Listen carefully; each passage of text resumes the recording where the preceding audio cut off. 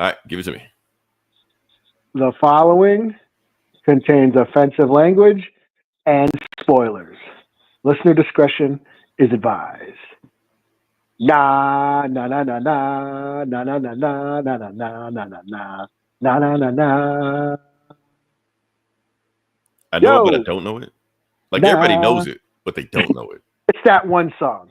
That song that everybody knows, but nobody knows. Oh man. Anyway, welcome back to the Comic Book Bullies News. Your bullying host Leroy, aka I'm your Huckleberry, with my co-host. Yeah, this is Eli, aka R2DDT2. Yes, whatever that meant. All right, Wrestling, and we're back man. with it. Yeah, we're back with another episode, and also want to introduce our lovely third co-host. Oh, the Doombot. There you go. Doombot is here in the building. Gotta let you know what's going on. The replicants. Yeah. We will The probably talk more about androids. them later on. Eli, I'm starting to go down this AI rabbit hole. I started to fool around with some AI stuff last night. Oh, yeah? Did you make yourself a girlfriend? Tried to, but it looked like shit. So You can make it look like whatever. I know, man, but obviously I'm not that good at it yet. So I don't know. I'm gonna try tonight. So shit. Third time's a charm. Anyway, so yeah, we're back with it. So we're gonna jump into it. We actually don't have a whole lot of show, but stick with us. We're gonna talk about some stuff. Before we get into it, Eli, can we talk sports? Let's do it. I promise you, this will not interest you at all. Okay.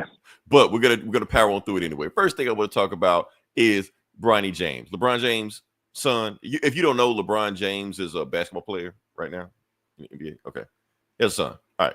Reason we're talking about it is because his G League season has finished, and everybody said that he was trash and he was garbage and he wasn't going to be in it. He didn't believe to be in NBA. Didn't belong in the G League. However, he is the youngest player to average 20 points, 5 points, 20 points, 5 rebounds, 5 assists.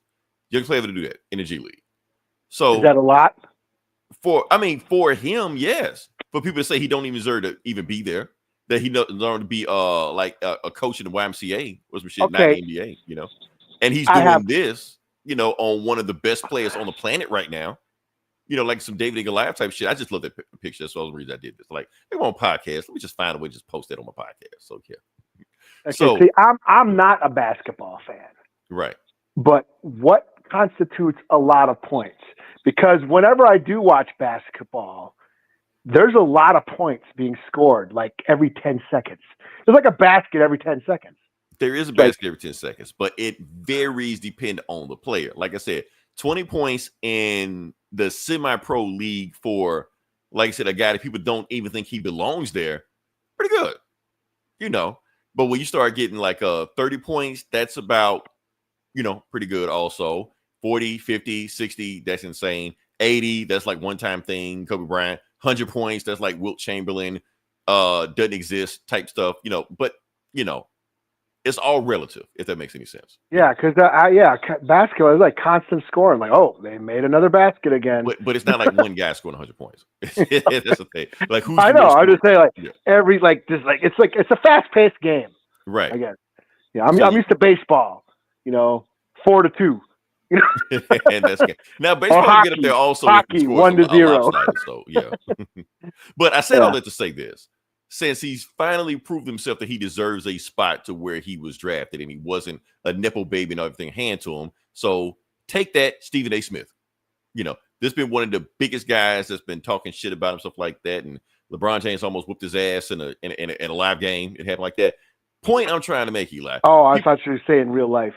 Yes, in real life. Yes. Oh, I mean, like actually whipped his ass, not at basketball, but like literally. Yes, that's what I mean. He's. Oh, okay. Yes.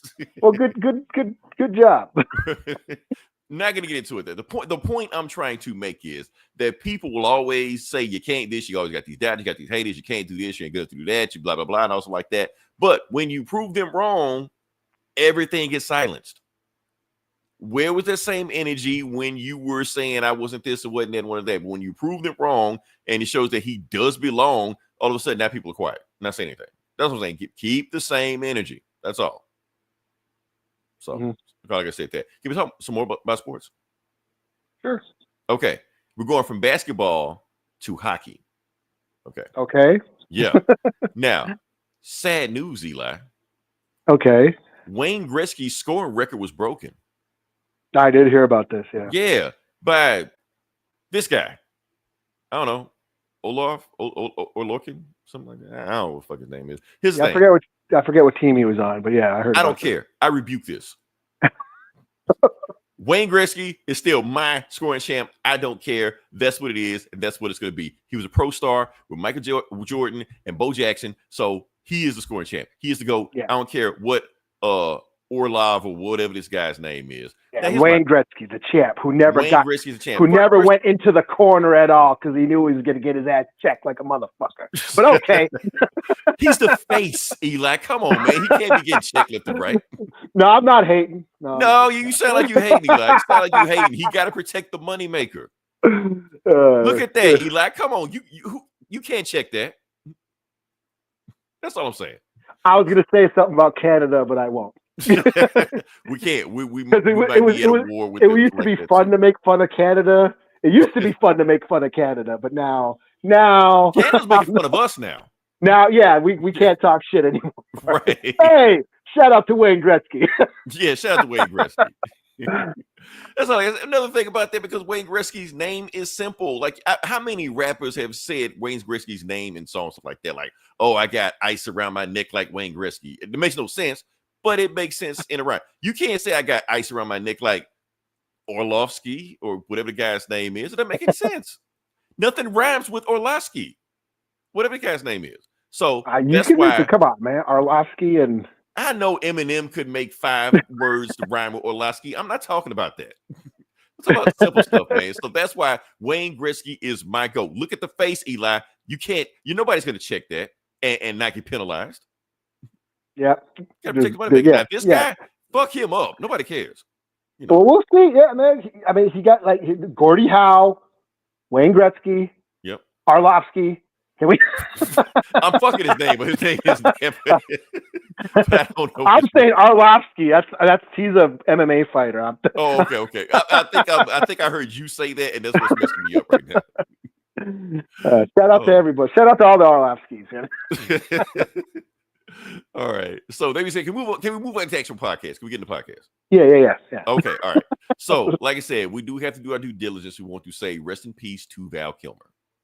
Yes. Val Kilmer is on-screen legend, did a lot of stuff I know for. Now, like I said, I know a lot of people that's expecting that only know these new actors like Timothy Chalamet and stuff like that. Probably don't know much about Val Kilmer, But back in the 80s, 90s, he dominated. You could almost say he was Ryan Reynolds before Ryan Reynolds. He was a movie star. Like back then they had movie stars. Like, I'm gonna just name off some of the roles he played off. Real Genius. Great flick. I haven't seen this movie in decades, but when I remember seeing, I thought this movie was like funny as hell. It is. You know what? I think it was during the lockdown. I rewatched it. I haven't seen this in a while. Stranger Things spawned the '80s retro shit. And all the 80s shit was making a comeback. So yes, I did a rewatch of Real Genius, and yes, I was thoroughly entertained. And yeah, I hadn't seen it since I was a kid. Okay, so it does hold up. See, I didn't, and I'm scared. I was scared to watch again because I didn't know if it held up. Yeah. So I'm glad it did. Also, Top Secret. Top Secret. Kind of like a James Bond better top movie. Yeah, it's basically, I said it's his better top movie. Yeah. Oh. See, I already knew your favorite movie, Top Gun. Yes, my favorite movie for me to poop on. Yeah. Now, say what you want, Eli. This was the actual movie that made him take off. Like, the actual, got people noticed. Like, Top Secret, Real Genius. We don't know people that saw that movie. We know people that know that movie exists, but everybody knows Top Gun. So, going forward, he made some other rules also. Willow. Mad Mardigan, motherfucker. Okay, let's put it all on the table. Willow sucked. I'm sorry. It did. I'm sorry. It sucked. I'm sorry. The movie was not good. Okay, Edgelord. Eli, it left me wanting. That's all I'm saying. Oh, you wanted The Empire Strikes Willow and then Return of the Willow. That's how they sold it. They sold it like that. It is basically Star Wars. That's basically how they pitched it as a Star Wars. In Star Wars is Lord of the Rings. And that's the thing. See, I didn't know what Lord of the Rings was. I didn't know it was ripping off Lord of the Rings, not Star Wars. I didn't know that. So looking back at it, like, oh, that's what they were trying to do. In Okay, fact, I didn't know that. fuck this. I'm out of here. I'm gonna go watch Willow. You can't. They removed it because nobody watched this shit. So you might well sit your ass right here and let's finish the podcast. I'm sure I got it on DVD somewhere. Oh shit! Let's go down the road. What else we got? Okay, Tombstone. Tombstone. Yeah, sure. Now, Eli, you know this movie is awesome. It's cool. Yeah. Come on, please, come on. Willow is awesome, but Tombstone is cool. I didn't say Tombstone. I said Tombstone was cool. Okay, all right. I'm just saying. It's like the prettiest Western ever made. Yeah, but it had energy, man. Everybody's pretty and goddamn the mustache. What was the mustache budget? Eli, this scene sold the movie alone. Just this scene right here. Yeah, all those mustaches. Motherfuckers with mustaches. $20 million for the mustache budget. Sam Elliott. No, but for real, Doc Holliday made that movie. Val Kilmer made that movie. Barry. Yes, he made the. Nobody he's the best even knows part of the what movie. that means. They just people just quote it. Oh, okay. Shout out to Tombstone. Okay, we met Michael Biehn, who played Johnny Ringo. He was in it also. Okay, yeah. Yeah, and we met him at a con, me and Izzy, and we were sitting in at his panel, and he was talking about shooting the gun duel scene with him and Val Kilmer. And how they rehearsed it, their gun battle at the end, and how they came up with that circular waltz, like they were waltzing, like there was a dance. So it was interesting hearing him talk about that scene and, talk about Tombstone. Wait. Y'all talked to Michael Biehn, and y'all didn't talk about Terminator? No, we were watching it. He was doing a panel. He talked about Terminator and Alien, all that shit. And I believe somebody, because you have a Q&A, somebody got up and asked him about Tombstone. And then that's when they talked about him and Val shooting that scene with Val Kilmer and how they rehearsed it. And they came up with the waltz, how they circular around each other. It was like they were dancing before they had their gun duel and shit. So yeah. So a little tidbit on Tombstone for all the Tombstone fans. So okay. I ain't totally shitting on the movie. Okay. But Willow was awesome. Okay. I didn't even share the link, Eli. My fault. We gonna keep talking. I'm gonna share the link. Heat. Okay, let's move on. Heat. He was in Heat. Okay. Yeah. Heat. I was gonna put a Heat. Okay, yeah. Heat. Eli, please, you better not say this movie sucked. This movie's awesome. That movie Heat is fucking awesome. Okay. Now Heat is awesome. Okay. We're on the same page now. We're on the same page. He was awesome. Okay. I'm 30 for a little. Okay.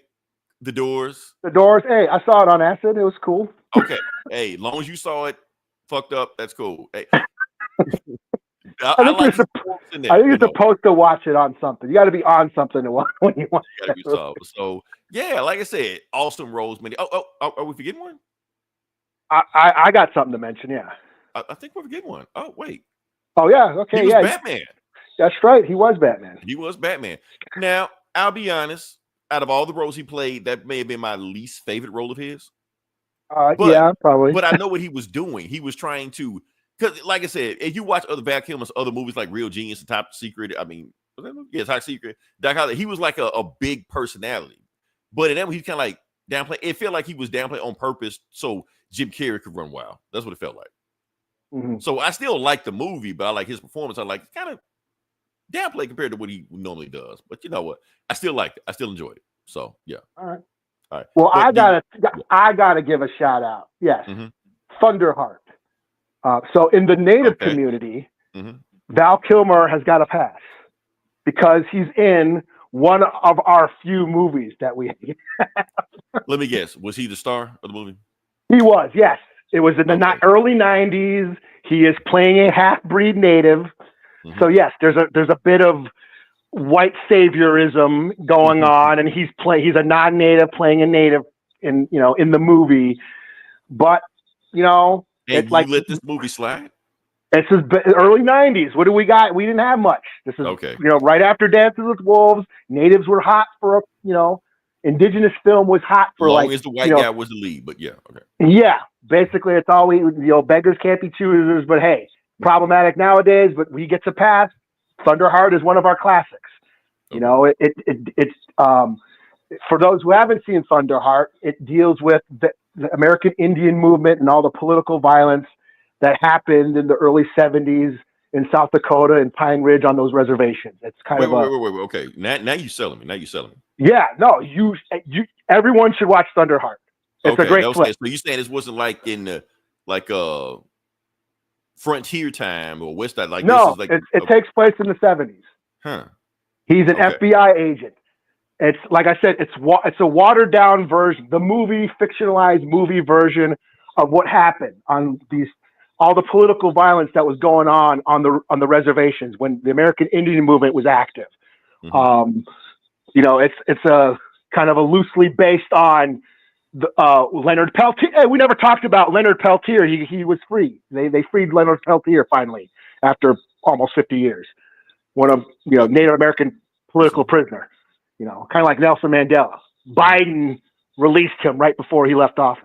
So kind of a big deal in indigenous country. But anyway, this is loosely based. Well, we're not gonna go there, but yeah, okay. Yeah, but Thunderheart is like loosely based on all those events. And Val Kilmer plays an FBI agent who starts uncovering all this corruption and the cover-ups about the murders and all that stuff. So yes, Thunderheart, that's a big deal for indigenous folks. And yeah, so this one hurt for us.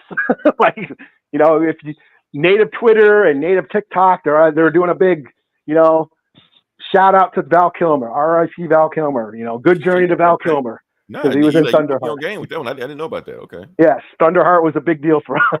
And it was filmed on Pine Ridge. It's filmed on the res. It's got native actors. It's, so yeah. Like I said, early 90s, white guy playing a native. He's a half-breed, but whatever, So, and yes, it's a little bit of the white savior type of thing, but like I said, it's all we had back then. Right. And it's become a classic for us. So yeah, good journey to Val Kilmer. Okay, good journey. For those who don't know him, like I said, he played in a lot of roles. What do we got here? Heat, classic. Yeah. You are not allowed to this podcast if you haven't watched or love Heat. Sorry, you can't. You go away. We don't want you. Yeah, he was great. Thanks for listening. But yeah, what else we got? Have we seen Will Smith? Gaming star. Another one of those guys. No. Yeah. You see what he's doing? Yeah, he's another one of those. Yeah. No. We know what you're doing. He's doing something very specific. Yeah. He's naming all the stuff we banned from talking about. Even though we talk about the shit all the time. We talk about the shit all the time and put it in a comment. That's clever as fuck. Shout out to you. Shout out to you. Okay. I saw what you did. Didn't last week you reviewed Will Smith's new album? I did. Or the week before I came up with that. Upon listening, Eli, there are some more songs I found I like on that song album. But I'm not going to review it. I'm not going to re-review it. I'm just saying. I gave it a second listen. You found your summertime jam. I ain't gonna say I found summertime, but there's some songs that I'm like, okay, Will. I shouldn't be like that, but yeah. But like I said, I just talked about Bronny James. I should give Will Smith his credit also. Anything to get jiggy to? There's a few songs I got jiggy to. Okay. Anyway, let's move on past that. It's the new Millennium. Well, we already passed the Millennium. Millennium 2.0, I guess. I can't read it. Is there an upcoming film you guys are all looking forward to? Upcoming film we're all looking forward to. Superman. Minecraft. No, I just did a segue, but okay, you want to talk about Minecraft? No. I wasn't. He probably in. Do you want to take Python? Do you want to? Can you read that one? I can't read that. Nah, man, I'm on I can't read this shit on my phone, man. Do you know CC, ASM, or Python, Mister? Huh? Yeah. Okay. CNC one of those. Okay. Not sure what that means, but okay. Let's go past that. Mister. Okay. Nah, all right. Man. I'm sorry. You were going to segue, but I'm going to let you segue before I segue. Okay. When you said, well, Superman, he's asking if we were excited about any movies, and I said Superman. Oh, yeah. Superman is coming out. Oh, no. I didn't say whether or not I was excited about it. I said a thumbnail. I would discuss my opinion of it later on, but yeah. But another movie coming out next week. Okay, so we're gonna give a birthday shout out to Robert Downey Jr. Okay. Reason we're doing that because Robert Downey Jr. has turned 60 years old. Shout out to him. Robert Von Doomstark or whatever the fuck Marvel's doing. I don't know what the fuck going on right now. But point is, he threw a birthday party. And he showed up at the birthday party, and we might have a sneak peek of what Dr. Doom may look like, Eli. Like he showed up looking like this. So change hair. Because he's got to be in Dr. Doom like performance right now. He doesn't break character to the DVD commentary. That's how it is. But the point is, he posted a birthday like celebration invitation to everybody, and we may give us a look of what his Dr. Doom may look like. Boom. So he looks like Prince when he was dressed up as the Joker. And so you see it. You see it. Dance, okay. Yeah. Okay. I thought I was tripping. I'm like, why does he look like Prince? I know he's the artist formerly known as Iron Man, but still, you take this shit a little bit too far, man. So yeah. So now we got Prince Dr. Doom going on right here. So get the funk up, Batman. Get the funk up. Okay, Eli. I don't know, man. I don't know. The whole idea seems weird as hell, and it just seems like it's getting weirder. So I don't know. We'll see how it goes. I should have read this before I clicked it, but we're just gonna go with it. Your computer runs C+ and C, and can they ever? Are you AI? Who the hell are you? If we write our computer codes, or are we? I don't even understand what you're saying. So obviously we don't write computer code. Are we closed captioning? Do we have closed captioning? If we are, that's not us. That's the Doombot doing that. Yeah, Yeah, we don't know what the fuck going on half this podcast. So. We don't even know what we're talking about, man. Yeah, we just go, I'm a person. You sound too smart for us, man. The Guy Factory. Are you a person? Think about it for a second. If you were, would you know? If you weren't? The red pill or the blue pill? So yeah. Oh shit. It's clear the answer is no. I think we pissed them off. Okay, let's keep going. All right. What is it? Okay, now Eli segue. Into Superman? Actually, no. I'm sorry. I'm gonna cut you off. I'm gonna segue again. Because I'm gonna segue into a segue. Okay, hold up. The Guy Factory. Okay, I think we pissed him off. Let's see where he goes with this now. Uh-oh. Who don't want that? Okay. Let's keep moving. Okay, let's keep moving. We're not trying to piss anybody off. All right, so the point is what we're trying to do is Eli, give it to me. What was the number one movie of the week? I'm not going to do a thing or a big celebration. So we're still not talking about Superman? We are. It's a segue. So not Superman. Superman was not the number one movie this week. Right. Not Superman. But obviously you know what the number one movie of the week was. Minecraft, right? Minecraft. I heard okay. that. Yeah. But here's the thing. Minecraft, I'm trying to remember off the top of my head. I think it did 147 million already. So it's already 3/4 of what Captain America Brave New World already made. Okay, yeah. Yeah. So yeah. So times are changing. Times are changing. Comic book movies out. Video game movies in. Not just Minecraft, what we had Sonic last year, Mario the year before that, they're killing. So that's where they're going at. Now here's the thing, Eli. What's so crazy about it? Like I said, Minecraft, I'm not going to review it because the movie looks like shit. But that's just me.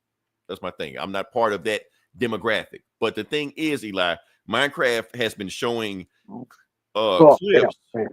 Yeah, Minecraft has been showing clips of what people have been doing in the movie. And these kids are treating this shit like Endgame. Really? They're like standing up and wow.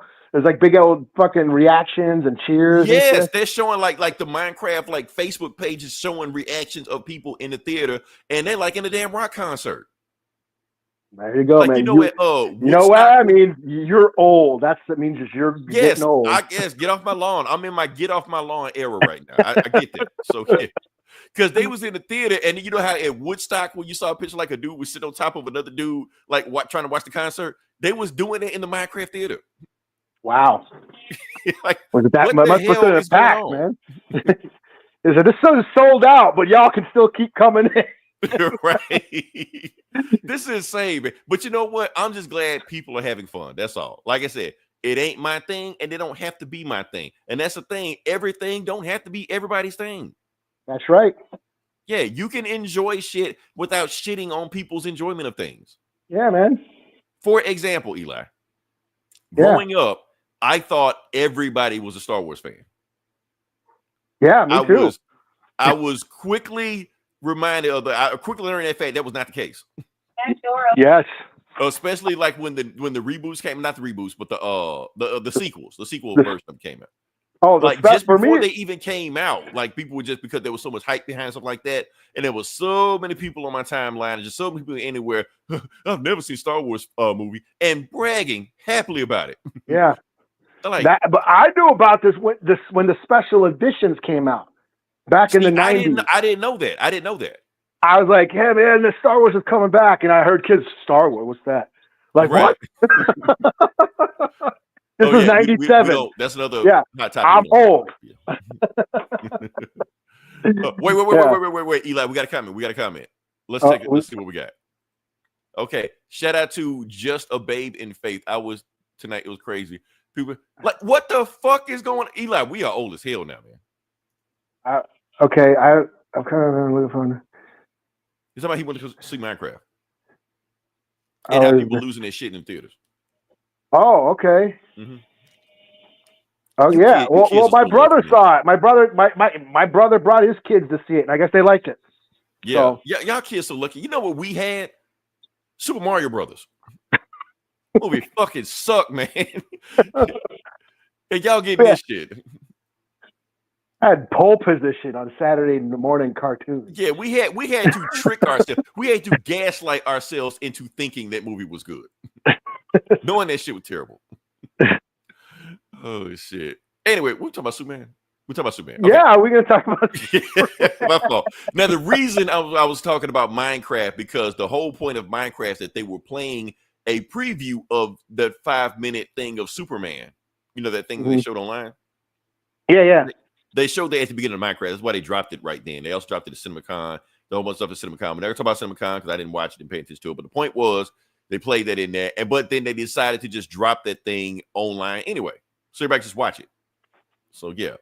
And Eli, from what I'm hearing, it's a lot of mixed reactions on this one. You know, like I said, it's another trailer of Superman getting his ass beat again. You know, healing. People don't really understand what's going on in the trailer. You got his robot assistants, you know, doing stuff. And trying to see if I can see it. Let me see. I can't find it. I'm going too fast. Crypto. Huh? Okay. So point is, like this scene right here, people don't understand this scene. They're like, if Superman is powered by the sun, how is he being hurt? Now, they explained it in the movie, in the trailer. He had 14 broken bones. So he's healing at a fast, rapid rate. And when you heal that fast, rapid rate and those bones have been like that, that shit's going to hurt. So that's my interpretation of it. You know, people are mad about the suit. They don't like the suit. One thing I didn't like, the robots called him Superman. That just bothered me for some reason. I don't know.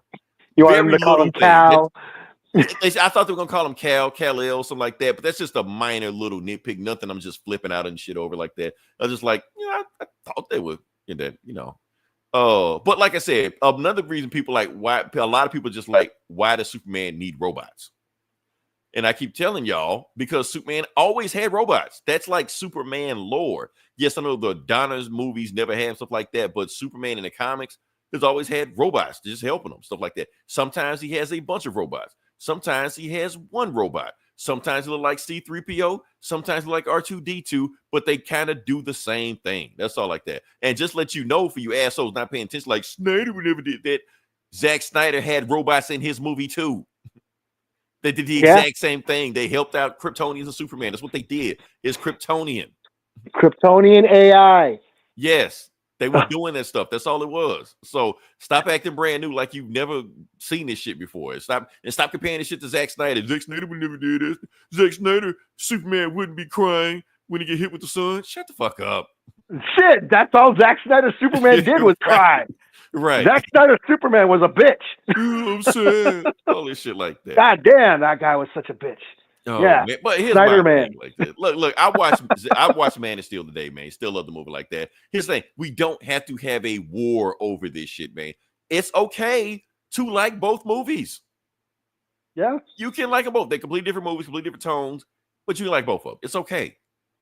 You don't. It don't have to be a war online of Zack Snyder this and Diaper Man that and all this shit like that. You don't have to go that route, man. yeah. People bitch too much. All right, comic book fans be bitching too much, man. I saw the scene. Yeah. I saw it and I was like, cool. I'm gonna see that. Superman got his ass kicked. I wonder who whooped his ass. Right. You know what? I got to find out who whooped his ass, which means I got to go see the movie to find out who the fuck beat Superman's ass. Right. So we still don't know. I'm going to go see it. That's what it's for. Let's go see this fucking movie. And, it's fucking movie. Jesus Christ, shut the fuck up. See, that's why no one was touching your dick. Right. Because they complain about Superman all the fucking time. Yeah, fucking sitting inside, complaining, bitching about dumb shit all the time, man. Go outside, nerd. That's some fucking grass, man. Gay robots. No, it was a girl robot, man. Come on now. Anyway. Oh shit. Anyway, what were we talking about? Oh, I'm trying to read these comments before I click them because they're starting to get, that time of night. Anyway, but that's all I got. Like I said, the Superman robots, they're cool. I like the Force Star 2. They did exactly like it looked in the Donna version, but it can like rotate to match wherever the sun's, is at. That's pretty cool. I thought it was pretty cool. So yeah, visually, I do think this. It is. I was wondering how would James Gunn make a Superman movie? This is a James Gunn Superman movie. You can very much tell the tone of it just from the 5 minutes of it. Like, okay, yeah, this is definitely James Gunn. Yeah, he basically took Rocket out and put Crypto in. So yeah, but I'm fine with that. I expect him to do that. And it's showing. You can tell that James Gunn is a comic book fan. Absolutely, yeah. So and he's just showing his love for this universe, this world, and there's nothing wrong with that. Like, But here's my thing: like, if you complain about it and also like that, stay at home. Just let us have our Minecraft moment. Let us do that. Let Eli be sitting on top of my shoulders while we watching the movie. And all going crazy like that. Yeah, flashing my tits. Woo! Yeah, crypto. Woo! Oh shit. Okay, can we go to the next part of the podcast? I don't even know where we're going next after this. The Doombots. Did we shout out to the Doombots? We did. We have to. Otherwise, we would they would have taken us out by now. All right. Oh, okay. Before we get to those stuff, did you see Daredevil? Yeah, I did. You did? Okay. I just want to briefly just talk about it, man. Just okay. Okay. Trying to see where we at. It's so much stuff in episode 7. We at 7 or 8? We're at 7 right now. Yeah. So I think it's only 2 more episodes left. Yeah. Damn. So this episode they fought Muse, I guess. Yeah. Mm-hmm. Muse, this guy. So here's the thing, Eli. I was excited. Like I said, I don't know about the character. I didn't read that run of the Daredevil when they did this stuff like that, but I was excited to see where they go with this one. But I got less excited when they actually explained them. My daddy was mean to me. I'm like, oh, this shit. I think they might have changed it because I think he was a mutant. I think he's got superpowers in the comics. I recall. Definitely wasn't that in his case. So yeah. And then I kept thinking about, okay, he did have a good fight in the last episode. So I'm thinking, how's he doing this? Like, where did he learn how to do all this stuff like that? So apparently his dad hired a karate teacher, and for 3 months. Hey, in Cobra Kai, that's enough to get a black belt. What the fuck? Okay. I was just like, this is like we keeping a straight face with this shit, man. Like, we're really supposed to believe this shit. Okay.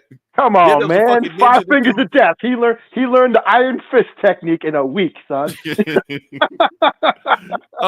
go with it. But that wasn't my favorite part of it. My favorite part of it was the Kingpin scene at the very end. So him and Vanessa have the worst marriage ever. Now, we were talking about this. I was okay. Okay. So did Vanessa set that dude up? Yes. Okay. Very much. Yeah. Or that's just my opinion. Or did she actually hire that guy and fucking Kingpin knew about? Right. Tip Kingpin off, let him know he's coming out, basically take out his enemies. So no. I think and then he's like, yeah, I know about this shit. Hey, Vanessa, I'm still alive. Like that scene in Scarface Right. I'm not gonna kill you, Frank. When I answer the phone, say we got him, or we missed him, or whatever. No, we fucked up. You know, yeah. So shit. So yeah.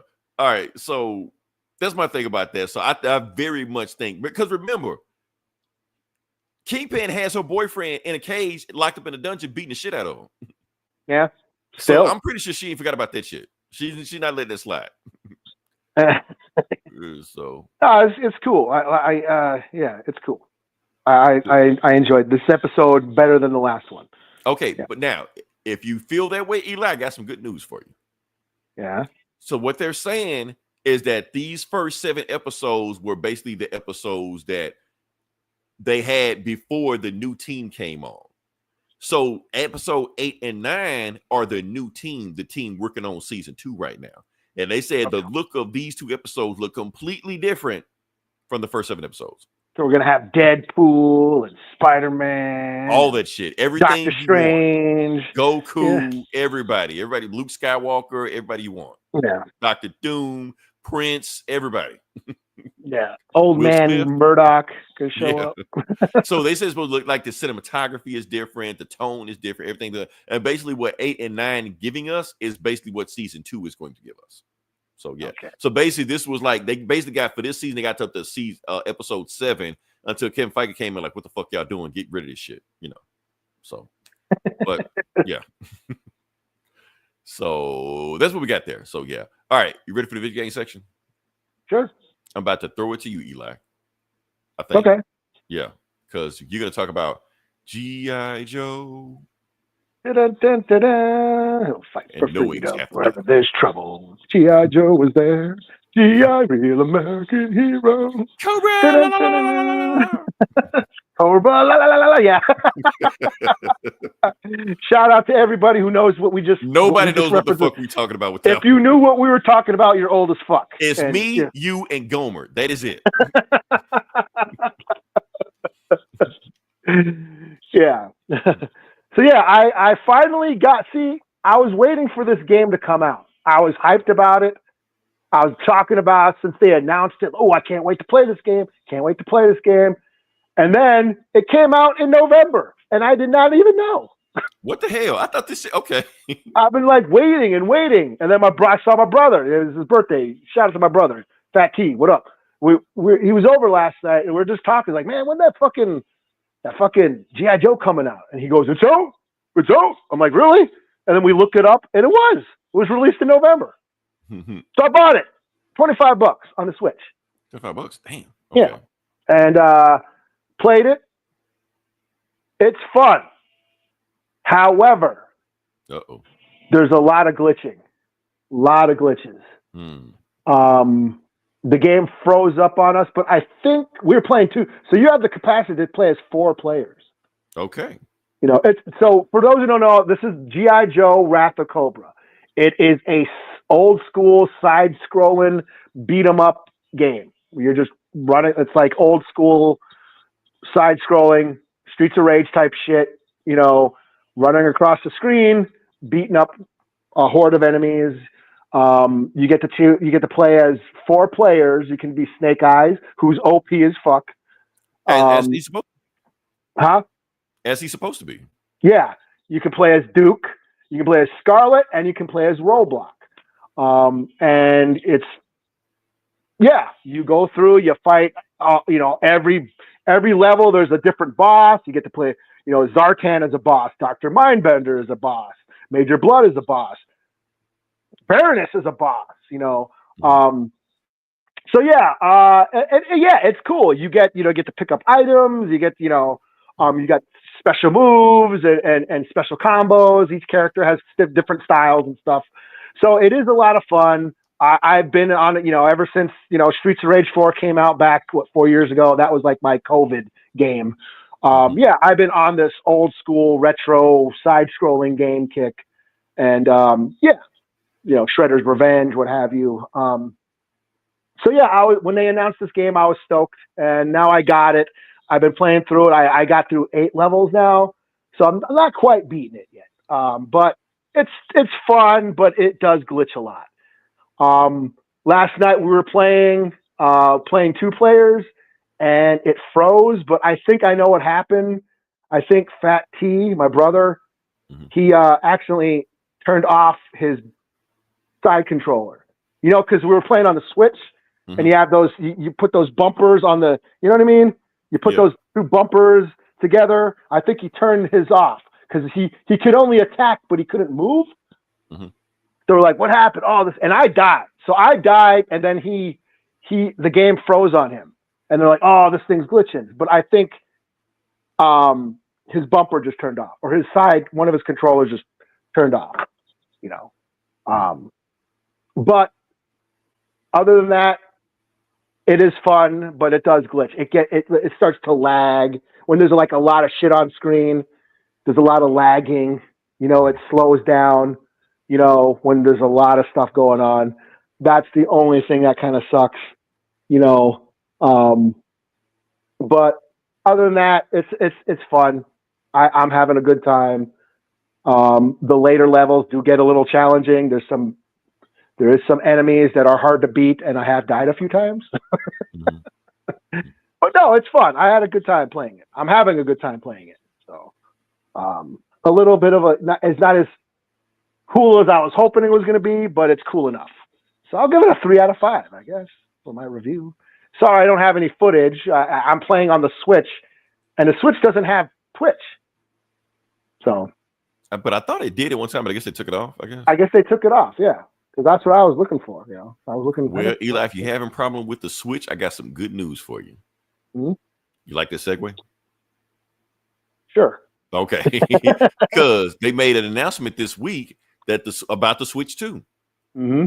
Okay, so we finally have some information about the Switch 2 that just came out. So that for those who don't know, Switch 2 is coming out. I'm thinking that I don't know exactly coming out June, July, so like this year. In a few months, you're getting the Switch 2 comes out. Guess the price of the bad boy, Eli.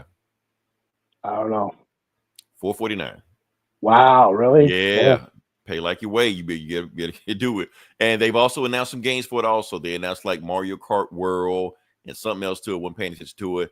But to let y'all know the price of this game, here it is. So, digital version of it is $80. Jeez. But do you buy it out of the store, digital brick and mortar, $90 for the regular game. That's it. Mario Kart World. People are freaking the fuck out right now. Like, whoa. $90 video games. It was only a matter of time before it happened. We knew it was going to happen. And say what you want to say. Mario Kart will sell for $90. We know that will. You know, any Mario game, pretty much. Any Mario game will still be, or any Mario game now it will sell for $90. Is what's going for. But that's what I'm worried about. Because like I said, I'm not getting a Switch 2. I'm not getting Mario Kart. I'm not getting it like that. But they're setting a precedent. That's the thing. They've opened the door. They've opened the floodgates. And once you open up that door, you can't close it. Because if you're selling Mario Kart for $90, what are they going to sell Grand Theft Auto 6 for? You might as well take out a loan or $200 for like the all DLCs. Right. Sell plasma, or anything. So yeah. Because it's coming. We know it's coming. So yeah. So $90 games going out the door. I mean, games are already $70 as it is, Eli. That's why you don't see me playing a whole bunch of games like I did. So yeah. I gotta catch this shit on sale. $70? No. So that's all I got. Moving on past that. All right. That being said, we can move on to the next part of the podcast. Yep. And y'all stick around. I know y'all like to leave around this time of night, but stick around. We got a treat for y'all. Okay. Oh, so like I said, yeah. So this is Comic Book Bullies. We're talking about comic books. We're gonna jump into it. Eli, I'm gonna let you go first and see what's going on. Yeah. Well, let's see. What should I do? Should I do that Daredevil since we're talking about Daredevil? Piracy is totally cool. Piracy is totally not cool, and that's our word. And that's what we're sticking to it. So yeah. You can pirate also, the show. Winners don't do drugs. Okay. What would you say, Daredevil? Okay, yeah. Yeah, Daredevil, Cold Day in Hell. Okay. All right, let's see. So this is just like a new series. It's basically like the Dark Knight Returns version of Daredevil. Okay. Like it's like I'm not sure how many years in the future it is, but Matt Murdock is an old ass man. And yeah, his power, he doesn't really have his powers anymore. He's got some skills, but he doesn't got them like he used to. Okay. You know, it's just, yeah, he's old and frail and doesn't have the pep in his step. He's not hopping around, and well, he can a little bit. You know, there's a scene where he gets mugged and shit, but and then they push him down the stairs, and he does a bunch of flips and lands on his feet, and they're like, "Holy shit!" You know. But he basically there's a robbery. Mm-hmm. Or something happened. There's like a crime happened, and then they blew up the building. And then he went in to go rescue whoever, like, I got to go in and help people. And he goes in, and who's it he sees? He sees old man Steve Rogers. Okay. Like, yeah, down in that, the building, all fucked up and beat up. And he's trying to, like, he's like holding up the building from collapsing. And he's got, like, you know, rebar stuck through him and shit. He's all fucked up, you know? And he's like, oh, and then whoever it was took his shield and took off. So he tries to rescue everybody, but then the building collapses on Cap. He's like, damn it. I couldn't get Cap in time, you know?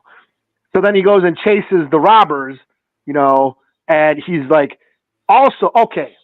So the explosion that blew up the building was also had that chemical that turned him into Daredevil. Same chemical, okay. Yeah, so the same chemical, and that basically reignited his powers again. So now, and he runs after the robbers or whatever, chases them back, you know, ends up getting lost, loses them, you know, but you know, the robbers go back to their hideout, and I'm not sure who it's supposed to be, but they're old too. I'm wondering if it's Bullseye. I don't know. I don't know who it is. Zemo. Anyways, he's like, hey, boss, check this out. I got this Captain America shield for you. He's like, oh, okay. That means so much means Steve Rogers is dead. Well, right on. Cool. Blah, blah, blah, blah. And then he goes into the back, the old villain guy. They haven't named him yet. I don't know who it is. But then he goes, let me check. He takes Captain America's shield, goes into the back room, and there's a dude chained up on the wall with no arms and no legs, and he's old as fuck. And he's like, hey, check it out. Remember this? This is Captain America's shield. I knew you were a big admirer of Captain America, weren't you, Frank?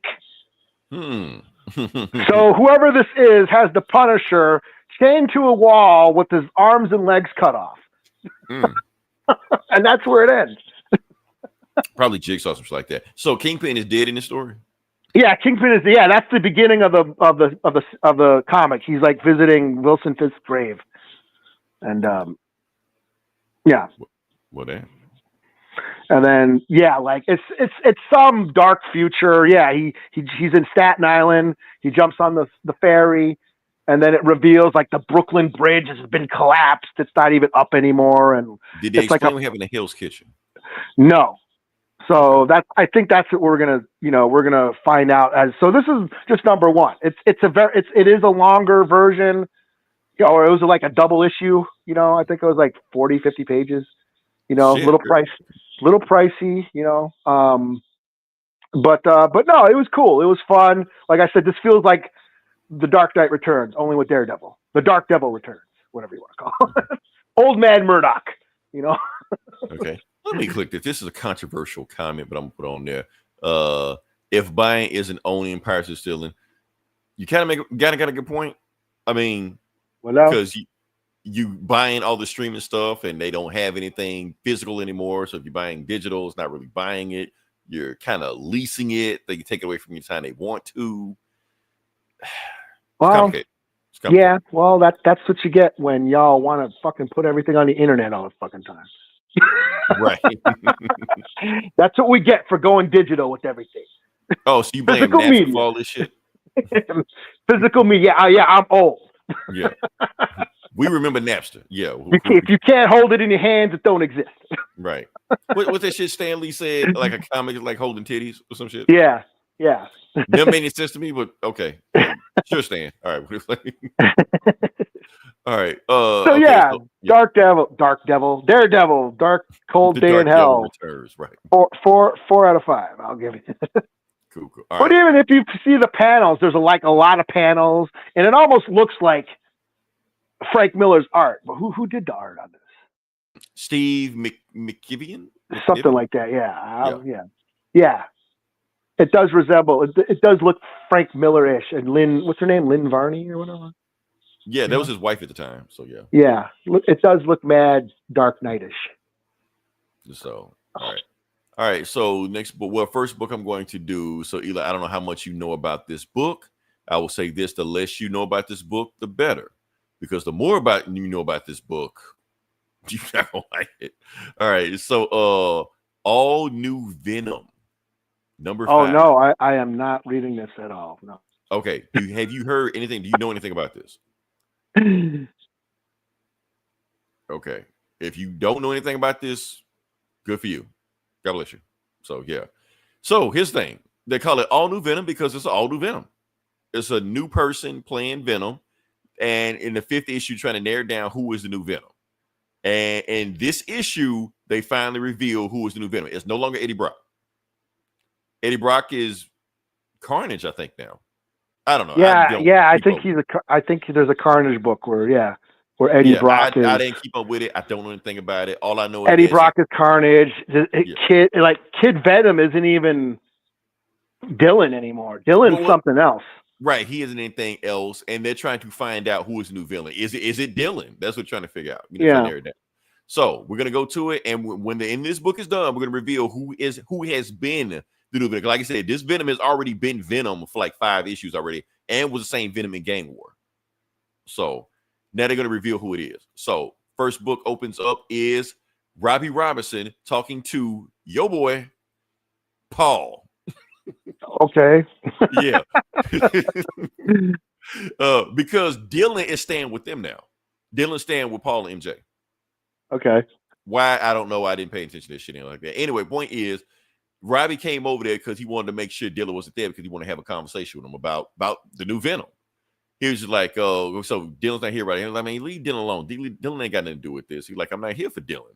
I'm here for you and your wife, because I know your wife, MJ's been running around as jackpot. She's like, dun, dun, dun. How do you know about that? He's like, come on, man. It's me.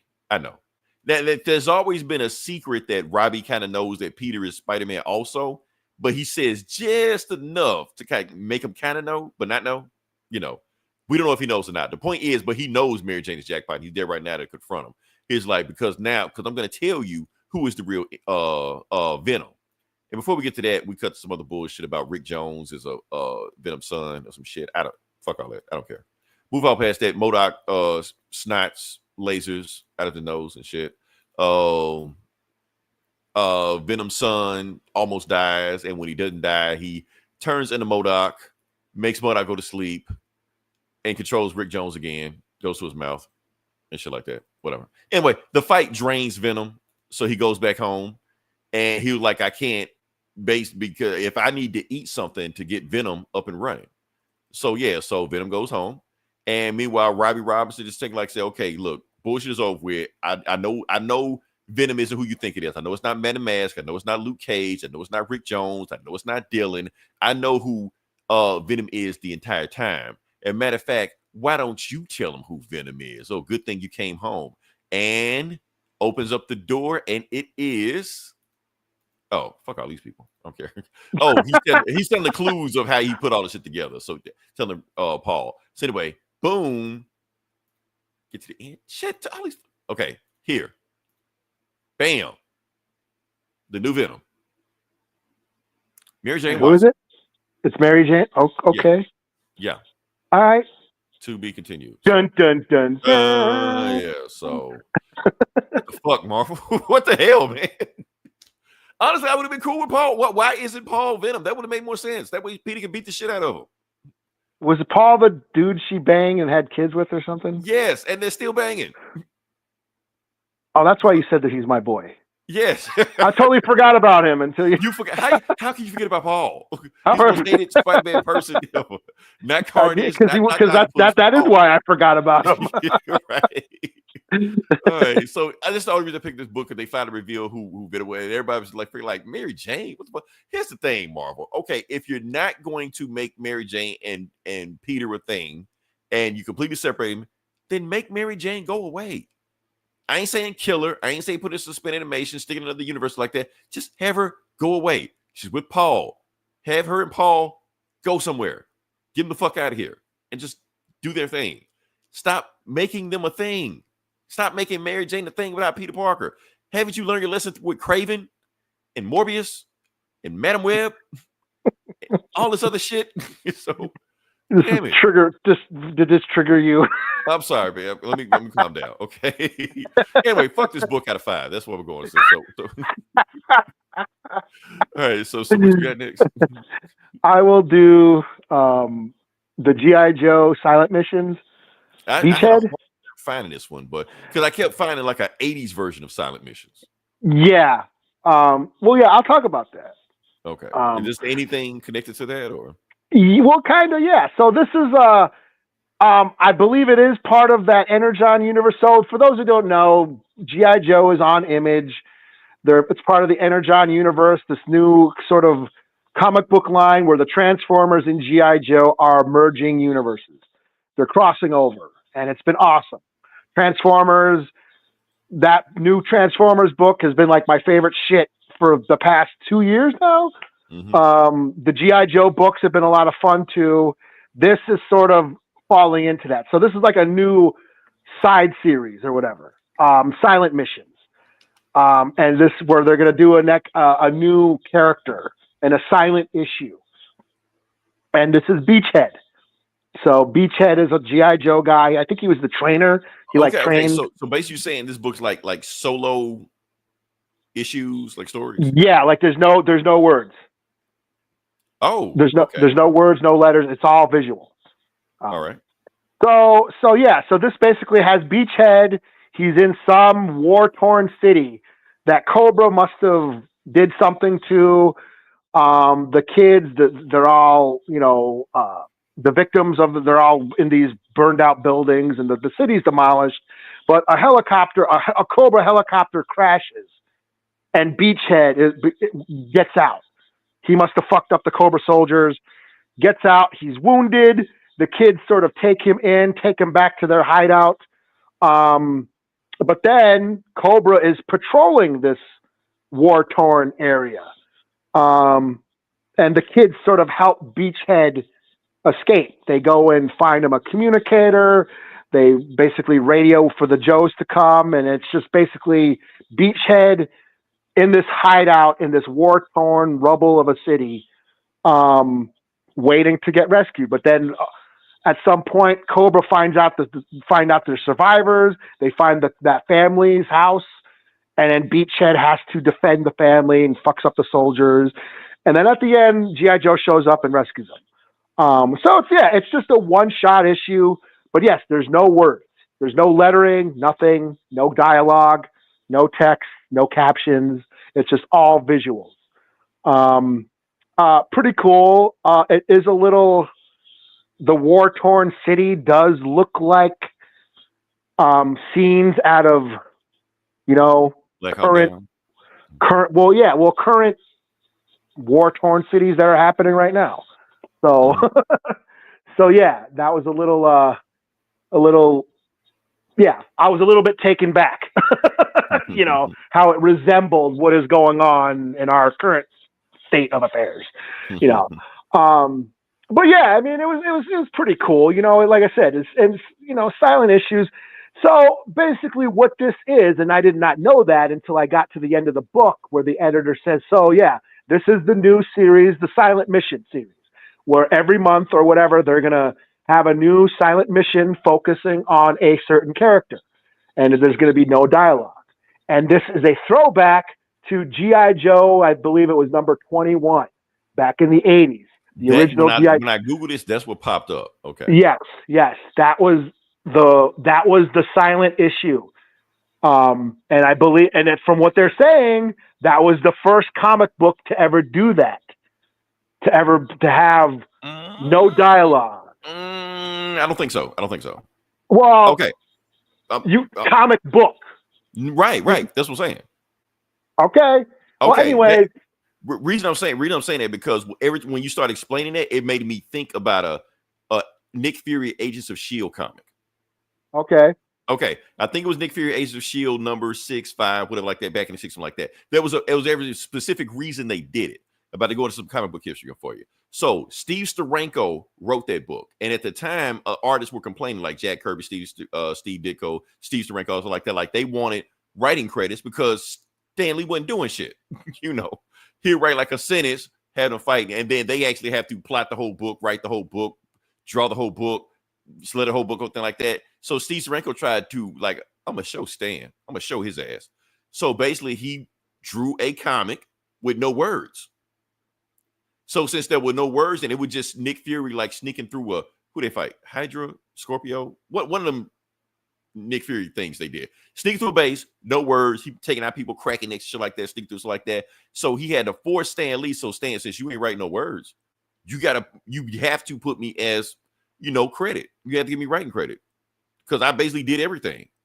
Shouldn't give him writing credit. Still put his name on there, even though he didn't do shit. But that's my whole thing. So I think that invented it, and I feel like that silent mission was from that, especially since G.I. Joe, Agents of S.H.I.E.L.D. I feel like a lot of G.I. Joe does take from those Nick Fury Agents of S.H.I.E.L.D. comics. Okay. Well, Larry Hama based a lot of his G.I. Joes on his Vietnam experiences, from what I understand. Oh, okay. I completely missed that. Okay.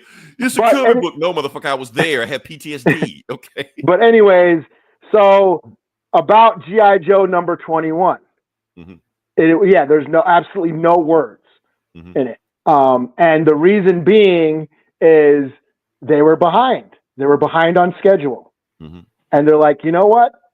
By not putting any lettering or words or dialogue, that will save us like a week's worth because we don't have to take this to lettering. We can just skip the lettering stage and get this out, and that'll put us back on schedule. So that's basically what they did. Like we'll just put this out, and we'll catch us back on schedule. That's why they did it. But it turned out to be this big groundbreaking thing. Mm-hmm. Like, and then after that, yes, there were more books started doing that. I remember, not totally. I remember there was a Sin City, Silent Night, Sin City, was one. There was, I think, one line of dialogue at the very end. There was like Hawkeye. Was it the dog episode? Matt Fraction, wasn't there like a dog one? Okay. Where you followed the dog, and then of course Hickman, Fantastic Four after Johnny Storm died. Right. Okay, so let me talk about that Jonathan Hickman, Johnny Storm thing. They actually all of Marvel Comics that month did that, and that was actually a tribute to 9/11.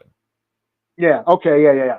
Yeah, it was called Enough Said. Black Panther did it. Fantastic Four, like you said, did it. There was an Avengers book that did it also, but it was like all their lines had no words in. They called it Enough Said, and it was a tribute to 9/11. But yeah. Okay. Right. Yeah.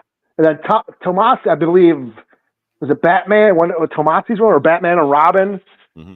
When Damian was dead, or thought Damian died. Yeah. There was a silent issue in that. So. But basically, another cool thing about G.I. Joe number 21, the silent issue or the silent interlude, it was like the first appearance of Storm Shadow. Was it? In that book? Okay. Yeah, so it was like the first appearance of Storm Shadow, I believe, and then the book is just about Snake Eyes rescuing Scarlet. And it's just and he's being a ninja. So it's ninja shit. So no sound. And Snake Eyes can't talk anyways.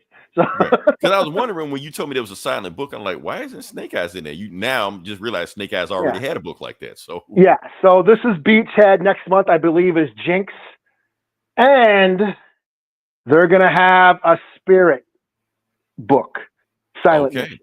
Not in November, right? No. Who knows? There's going to be 5 of them. By the time we get there, it might be in November. Just like we planned it. Just like we planned it. And I don't know how to feel about, having the Indian guy not speak. On a character I already can't stand. Right. That character you think is cheesy as fucking corny and dressed in a corny ass outfit. Well, he's not talking either.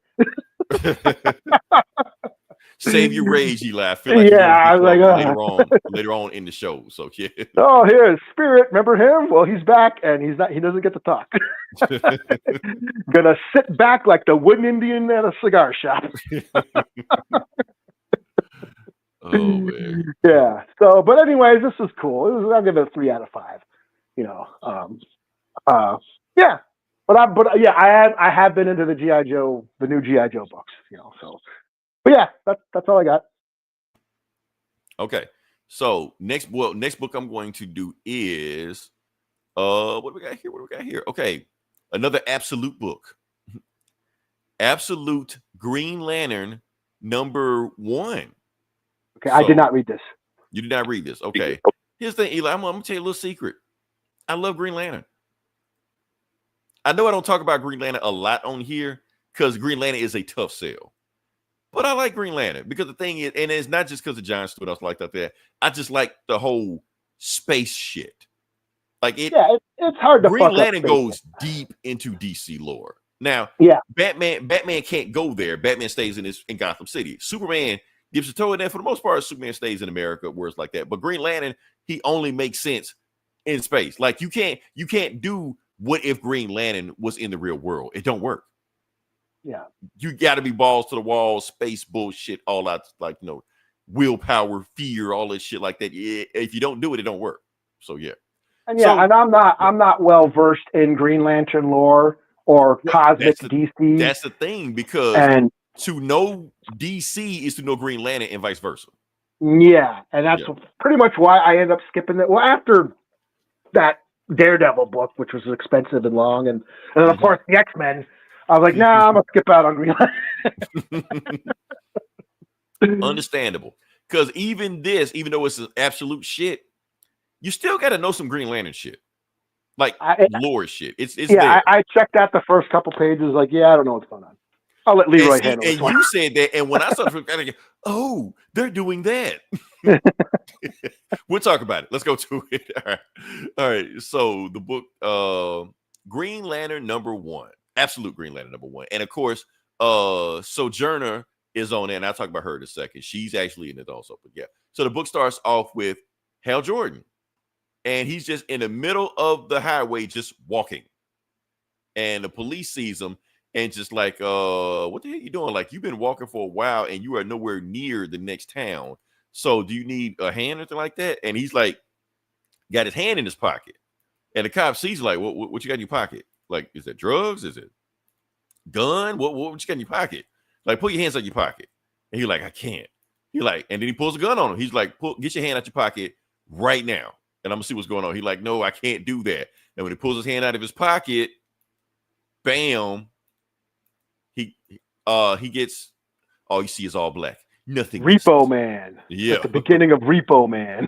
Yeah. And the cop is dead. All you see is left is his shield. That's it. Meanwhile, Hal Jordan just keeps on walking. And he whispers Abin Sur, which threw me off because Abin Sur is in the regular Green Lantern comics, is the alien that gave him the ring. So why is he whispering Abin Sur right now? So yeah. Anyway. I did not know that. Yeah. And they call it the Black Hand. And obviously we're gonna talk about it later on, but he has a black hand. The Black Hand is a Green Lantern villain. So Hal Jordan, the Black Hand? What's that story? Blackest Night. He was the cause of it all that shit. Okay, yeah, I did read Blackest Night. Okay, I do remember that shit. Yeah, I think we read it together. Okay, so anyway, he goes to this diner. May and Mo. Okay, he goes in there, and Eli, I'm pretty sure you can tell me some horror movie this reminds you of, because it felt very horror movie-ish. Like I think I've seen this before. Don't know where it came from, but anyway, he walks to a diner, and he sits down, and everybody's looking at him like, "What the fuck? Who is this guy?" Because he didn't come up with a car. Like, how the hell you walk over here? We're miles and miles away from everything. He just sits down, just want like a coffee or something like that. And then as we get this news on the TV that said this breaking news just happened. This is shocking. This is unedited. And they just show a huge Green Lantern emblem that destroyed a city. I think I can't remember the name of the city, Emerald City or some shit like that. I've been making Emerald City. I didn't know that. I knew that. No. Emerald City is like or something like that. But anyway, it's a town in Nevada. they blew up a town in Nevada, or shit like that. So, and they're just saying, but the government just says we can't say anything more official about it. So no more news on that. And then it just goes blank, stuff like that. So everybody's look like, what the hell is going on with that one? And Evergreen, that's the name, is Evergreen, Nevada. That's what it was. Okay.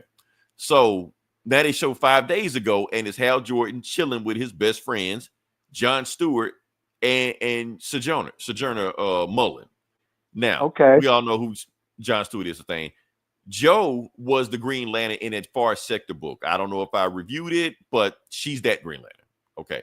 But none of them are Green Lanterns right now. They're just people. They're just dudes just chilling out. And they're just like that. So Hal doesn't really say what he is. John is a architect. He's only in town because he found work there. And Joe is an ex-cop, like she is in the regular universe, so like that. And then they see these bikers just going through the towns like that. And it's like, should we call Guy? They're like, nah, Guy's busy. Plus, I don't really want to fool with Guy right now. So even in this universe, they still hate Guy. So yeah. So, and while they're doing it, all they hear is bam. Yeah. The bikers run smack dab into like a wall, a green wall. And they walk out like, what the fuck going on? So they go in there, and apparently that Green Lantern emblem that dropped in its city, it must have dropped down on them, and they try to get out, and that's what killed them. And he feels the blood all on the green wall. It's like, oh shit, what the fuck going on? So trying to call people, cell phones don't work. And they're like, how the hell are we gonna get out of here? And then they look up in the sky. Oh, and apparently, like, this biker gang don't see him, they just drive off. And they look up in the sky and they see a Green Lantern symbol right there, and also Abin Sur looking like some whatever the fuck. Completely different from what we see him in the regular kaiju motherfucker. Yeah, like what the fuck is this? Let's have it Sur. So they just like, he gave me these powers. They're like, what kind of power? He just called it the Green Lantern. And he's like, nah, you better get your hand out your pocket right now, man. We won't trust you. And then like the one of the waitresses is like reaching for like the gun underneath the counter and shit like that, because he started to trip out. He gave me this weapon, and he's just like a gun. And she's like reaching for it to see what the fuck you gonna do. You're like, no, it's words. And he's like, take your hand out your pocket right now. Get the hell out my diner. And I think he like the dude owner even reaches for his hand, like pull your hand. Yeah, he reached for his hand, like get your hand out your pocket. I want to see what you got. And when he does that, that's when we see, bam, the black hand. And it kills the dude instantly. And all you see is like his gold chain hits the ground and shit like that, And she's like, what the hell did you just do? He was like, sorry, the hand only comes out when I get scared or in danger. And as soon as he says that, bam, that waitress pulls the gun out and shoots him in the shoulder. She's like, why'd you do that? So now the whole diner's gone. He kills everybody. Yeah, everybody's dead because he freaked out, shit like that. And even though he got shot, the black hand heals him. He's like, you won't let me die, will you? And while he's doing all that shit, that's when somebody else walks into the door. And who is it? Sojourner as the Green Lantern. To be continued. So, okay. Yeah. So, Al Ewing, you redeemed yourself from that Venom bullshit. So, because he wrote this. So, yeah. All right. So, no, I enjoyed this. It was completely different from what I thought a Green Lantern book was, but it's cool. I like it. Cool. All right. Yeah. So, yeah. That's 4 out of 5. I was want to give it a higher than a 4 out of 5. The art was pretty good. I'm curious about what story's going on. 4.5 out of 5. I'm gonna give it that. Eli, what horror movie did it remind you of? I know you were thinking of it. Which one? Well, there's a lot of like horror movies where they step into a diner and shit and shit pops off. What's the first one to come to mind? I want to test you. First one that comes in mind. Don't think. Just give it to me. Is it Constantine? Is that Constantine or something? Did they have any Constantine? What was that diner when Paul Bettany was an angel or some shit? Oh, I never saw that. It kind of sucked, but I don't know. I never saw that. I know what you're talking about. I know what you're talking about. Crazy grandma. That scene was, crazy. Okay. I never saw that movie, but I know what you're talking about. Yeah. Nobody knows remember the name of that movie, but yeah. All right. So, what you got next? I'm booked out, man. What? You booked out? I'm booked out. Yeah. Okay. So you didn't read Superman? Nah, I didn't. Oh, well, I did. Oh, what review? What you got? Absolute Superman number 6. Mm-hmm. It was cool. You didn't read it? Mm. Oh man. Oh man. Okay. This All I basically know is talks that it's about Smallville and it basically talks about Smallville. We've been slowly getting like his origin, so like the last comic he escaped he got put in Krypton, blew up, and he got thrown in his space pod or whatever. Mm-hmm. You know what I'm saying? And it's basically how he got to Earth. Mm-hmm. I'm trying to pull it up here. Okay, here we go. Yeah, the computer, the robot, the AI on the ship is basically talking to him. Soul talking to him, and like he's like in that pod for like a year or something. Mm-hmm. And then he finally gets to Earth, like he was and there's crazy in there and stuff. And he's like starving and shit, almost dying. But then he finally gets to Earth, and the yellow sun like charges him. Mm-hmm. Just like in the James Gunn scene there. The yellow sun charges him and like, oh my God, and then it like gives him all his powers, and then he crash lands, in Kansas, Ma and Pa Kent, So basically Lazarus is like some super corporation that is controlling the weather. And just like in Eddie Krypton.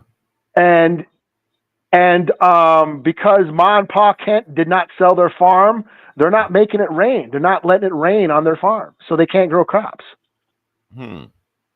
Exactly like they did on Krypton. Okay, they're basically mirroring each other. How we're suffering the same fate. So yeah, and so Cal crash lands. He's a teenager, and they take him in, and and they're like, "Holy shit, this kid has all these powers!" And he starts helping them around the house and doing stuff for them, pushing the tractor and carrying the tractor around and shit. And then the computer on his pod is like, hey, I've been studying this Earth and the atmosphere, and it seems like there's these machines, these drones up in the sky that's keeping it from raining. So I took them out. I destroyed them. So because there's a drought here. And Earth needs rain. The water, rain is essential to Earth. So I took them out.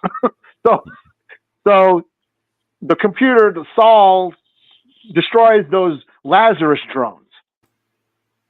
And then of course this alerts Lazarus, and they send in a bunch of peacemaker assholes.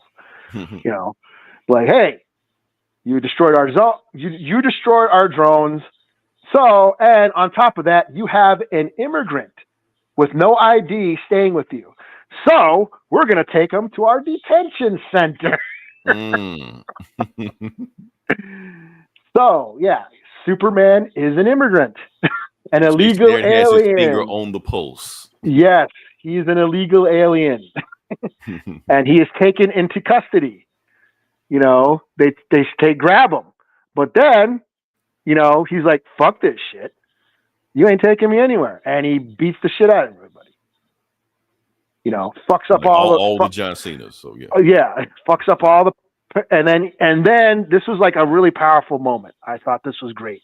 And this is what what Jason Aaron does best, when he flips the script, after he beats the shit out of Lazarus and all the peacemakers, he starts crying, and he basically says, I spent like all this time, in that pod crying for what happened to my old planet, and how my parents couldn't save it and all that. And here I get to this planet, and it's full of life and all this, life here. And now I just realized that I'm not going to be able to save this planet either. Wow. Yeah. And then he just says, fuck it. And then just takes off into the sky. And that's like the last time he sees Ma and Pa Kent for a while. Then he ends up going to all these countries, defending the poor, defending migrant workers, defending, all these overworked sweatshops and stuff, where he was in the beginning of the story, where he's in the mines and stuff. He keeps going to all those places trying to help them, So then we cut to the modern time. Lois Lane is in like Lazarus's office and shit. And, no, actually she goes to Smallville and she's doing she's doing investigating. She's trying to find out about Cal's parents, Ma and Pa Kent, and then we cut to this building in the desert, and it's Lazarus's headquarters or whatever. And basically the talking to somebody, like the secretary is talking to somebody, talking about how Agent Lane is doing all this shit. She's like investigating all this. She's uncovering secrets, blah, blah, blah, blah. We got to do something, and it's okay, well, we'll have to take care of her. We can't let her, let our secret get out, and we have to go after this Superman, because he needs to learn that he must kneel down to his leader. And it's Ra's al Ghul. What? Okay. Yeah. I didn't know where you were going with that. Okay. Yeah. Kneel down to Ra's. So that's the last panel. So Ra's al Ghul is in charge of the Lazarus Corporation, and he's in his pit, being all, sexy, bathing in the pit, with eternal life and shit. And he's got all these like monks worshiping him and shit. Mm-hmm. So, and it says in the next issue, Brainiac. So Superman versus Ra's al Ghul. I never thought that would ever be a thing, but okay. It's interesting. Okay, Ra's al Ghul is in charge of Lazarus. So it felt like it was right there in your face the whole time. Yeah, Lazarus, the Lazarus Corporation. It makes sense. Like, okay, yeah, they were dropping clues the whole time. So yeah. Now here's the thing that got me. Okay, because Krypton blew up, and they were looking for a planet to go to, and they couldn't find any planet other than Earth. Yeah. So it's making me thinking: did Darkseid eliminate every other planet other than Earth? Yeah. Yeah, it's interesting. Yeah. Just like we talk about the Green Lantern book, where it's all kind of spaces like that. Like we talk about Abin Sur. What if he's not an alien? What if he's something else? Like he's from, because there is no Oa. There is no. Yeah, and there's a lot of magic shit. Like in Wonder Woman, there's all this magic shit going on. Right, but no aliens. That's what I'm saying. Yeah. Yeah. So Darkseid might have cut all that shit off when he made this universe. Okay. Like the Maker. Basically, yeah. So hey, it's a good idea for a reason, DC. Rip that shit off. So yeah. But I thought this was cool. I was surprised you didn't read this. I was like, this is really good. I thought this would have been right up your alley.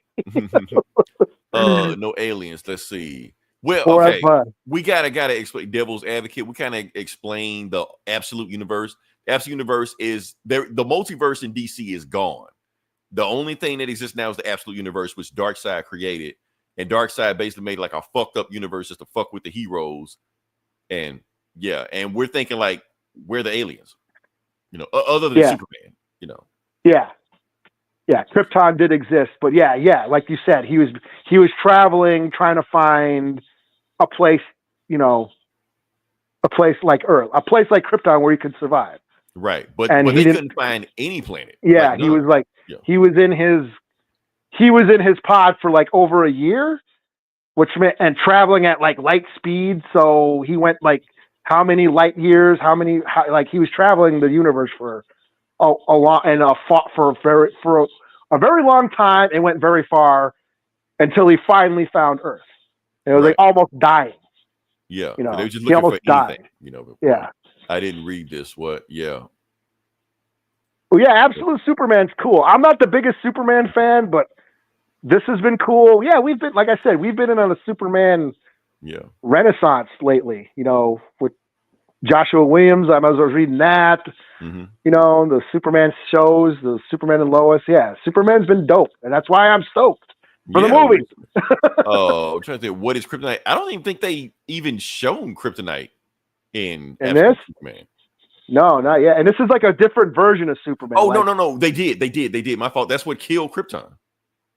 Yeah, like the core was erupting The or core was something. turning into kryptonite. Yeah, it Yeah. killed the planet. So yeah. Yeah.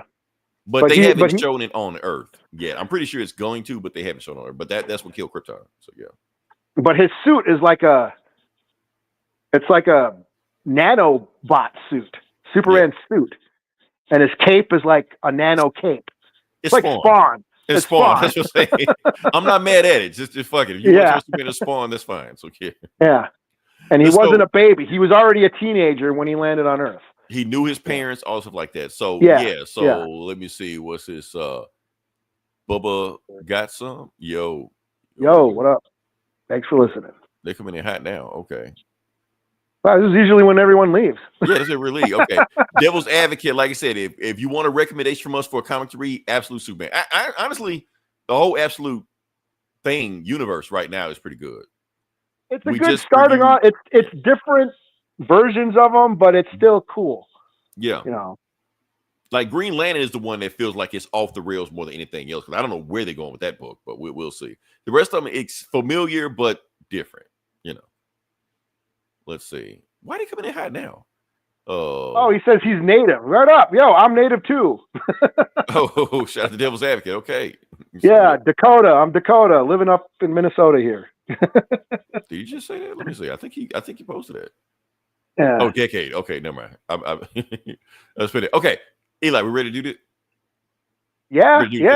Okay. You ready? So, like I said, we got a surprise for y'all. Now, Eli told me that on April 1st, that's when Giant Size X-Men came out 30 years ago. No, it's got to be more than that, dude. It's got like 40, 50 years. That's got to be before I was born. And I'm old. That's right. Okay. 50? 50 years ago. 50 years ago. Okay, that's what it was. Hey, yo. Cree up north. Oh, sweet. You in Canada? Sound familiar? Is he are you up in Canada? Yeah, that's cool, man. What up, yo? Yeah. Oh, let me see what he said. Y'all got me curious now. What's going on? After the superhero movie. Oh, Lobo explosion. Well, the Supergirl movie with Lobo's in it didn't come out till next year. So yeah, but that's cool. Jason Momoa. Hey, we got a native Superman. He's native enough. We're claiming Jason Momoa. He's Hawaiian. Good enough. Yeah. Oh, he is from Canada. Yeah. Cree. All right. What up, yo? Hey, I'm excited just for Canadian listeners. That's all. Yeah, that's way more northern. It gets colder up there than in Minnesota. Yeah, you guys get way colder. It gets cold here in Minnesota, but y'all get even more colder. All right, let's get to it. Like I said, we were okay. So Giant Size X-Men came out apparently 50 years ago. Like I said, 1975. So do the math. 50 years ago. Yeah. Yeah, sounds about right. Now, Eli, I did the math. I did do some Googling. I know you said it was April 1st. I didn't see anything that said April 1st. But I did see something that came out in May or some shit like that. So close enough. We'll see what we got. Hold on, let me see. Oh, fuck that guy. Hate from. Oh, no. We're not hating on Canada. We're not hating on any country here. We love everybody. Palestine, Israel, we love everybody. Both of y'all. So this is Canada. This is Switzerland right here. So yeah. Well, what do we got here? They ain't coming in hot. We trying to. We love y'all, but it's nice up there. That's still in the 50s here. We're not. It just snowed here. It just snowed the other day here. We had snow the other day. So, but anyways, last year, okay, little tail, whatever like that. Damn, Eli, where they coming from, man? Okay, look, y'all, we gotta do this. Okay, we love y'all, but we gotta do this. Okay, so we're gonna talk about Giant Size X-Men. Like I said, for those that haven't read the book, we are going to review the book. We're going to do a retro review of the book. Like I said, for those that haven't read the book, this is the very first appearance of several X-Men, notably Nightcrawler, Storm, Thunderbird, Colossus. I may be missing a few, but all of them are in here. Oh, and Krakoa. So, that's right. Yeah. Yeah, this is the first issue then. So like we said, we're going to talk about the book, review it. So if you haven't read this book, we can go to it. Oh, and Eli, I did finish the OG review of the OG X-Men of that shit. Okay. I'm not going to talk about it, but yeah, I did it. Well, yeah. I know how you feel about it. Okay. There's a reason they changed the roster to this roster. Let's just put it like that. So, yeah. All right, let's get to it. So, the books. Oh, and I like this panel right here. Second Genesis right here, where you see the new X-Men with the old X-Men in the back. And notice that Blue Beast is in the back. Yeah. You already got that. So cool. All right. So anyway. All right. So the book starts off in Germany. What part of Germany? Whistledorf, Germany. Not gonna do the whole thing. The point is they're burning down the village, chasing after Nightcrawler because they saw he was a demon. I guess the circle of the town, Nightcrawler was a carny, but they saw him, they freaked out, they chased after him. And he's just like, they want him so bad that they're going to burn down the village to get to him. So like, fuck this. I'm just gonna jump into him. We're gonna all burn down the village together. He gets some hits in, knocks him out, stuff like that, but it's too many of them. They get the best of him. But before they can finish him off, they just stop. And then Charles, they just pause. You're like, what the hell happened to them? You're like, I happened to them. And Charles Xavier just wheelchairs out of nowhere. Recruits him. You want to be X-Man? Want to learn your powers? You're like, okay, shit, I ain't got nothing to do. So he goes with him. So, yeah, that's... Oh, and he asks, does he want to be normal? He's like, what is normal? Do you want to be like them? Like, nah, that's it. So, yeah, they're assholes. Yeah, they're assholes. I'm going to get to the Nightcrawler second. Nightcrawler was actually pitched to DC first as either Legion of Superhero or Teen Titans. I can't remember. One of those two. Len Wein pitched him first. DC said, nah. So you're like, okay, fuck y'all. I'm going to make him X-Man. Anyway, to Quebec, Canada.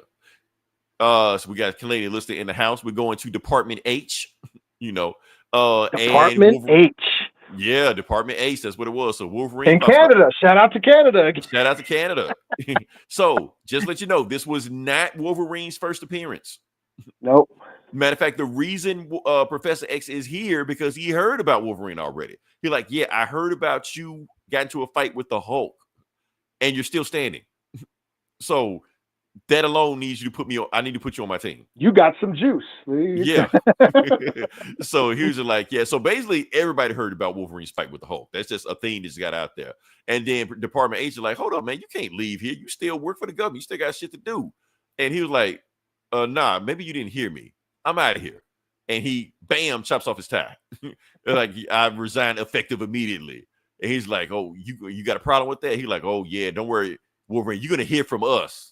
And they do hear from him later on down the road. It's a storyline. We're not going to get to it. But, yeah. Banshee joins. You're like, yeah, you want to be on the team? Cool, yeah. I didn't know Banshee was a X-Men villain before this. So this is not his appearance either. He was actually X-Men villain, but it turns out he was a bad guy, but not a bad guy. So they kind of got on the same terms. They're like, yeah, he ain't that bad. He's cool. Let's go. Okay, so yeah. All right. Who else we got?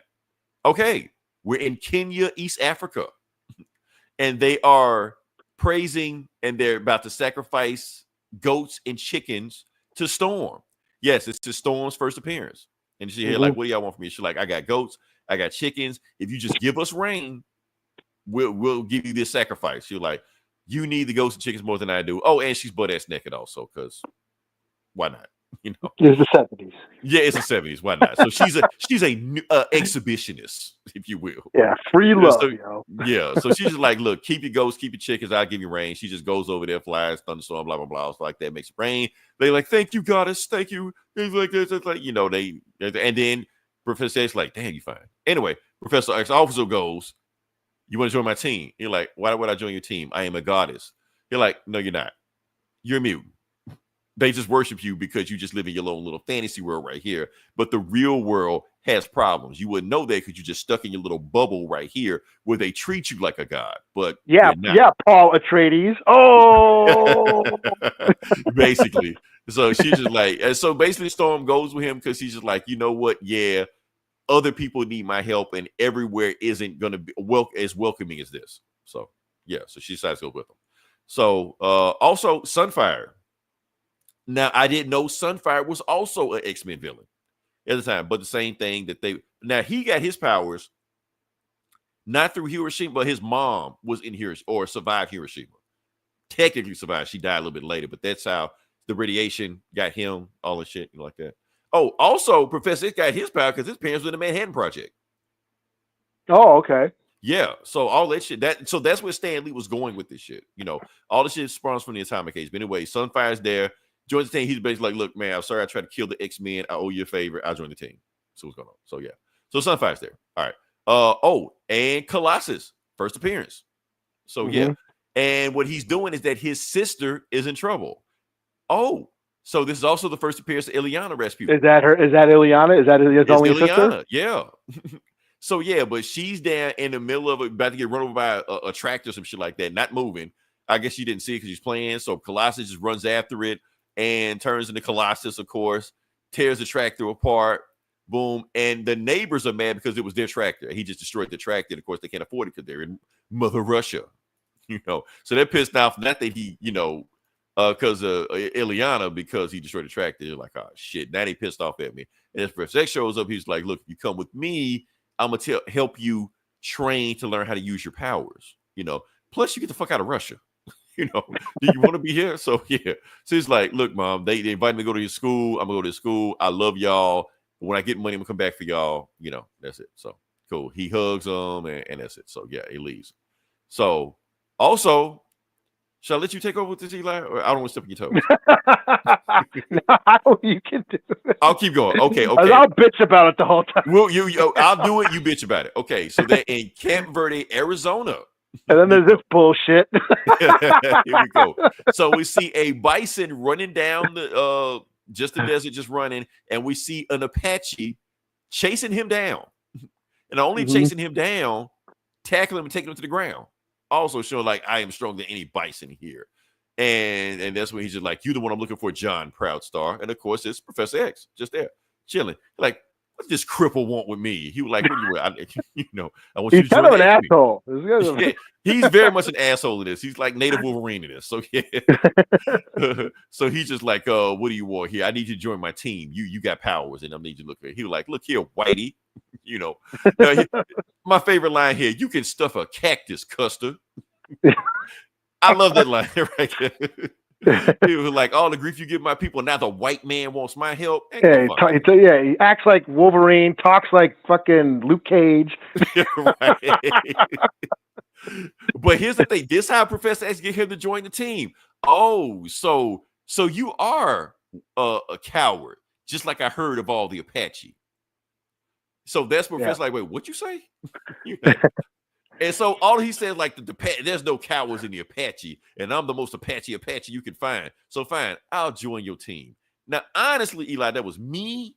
I would have beat the shit out of Professor X, even though he's a cripple, but he decided to go with him.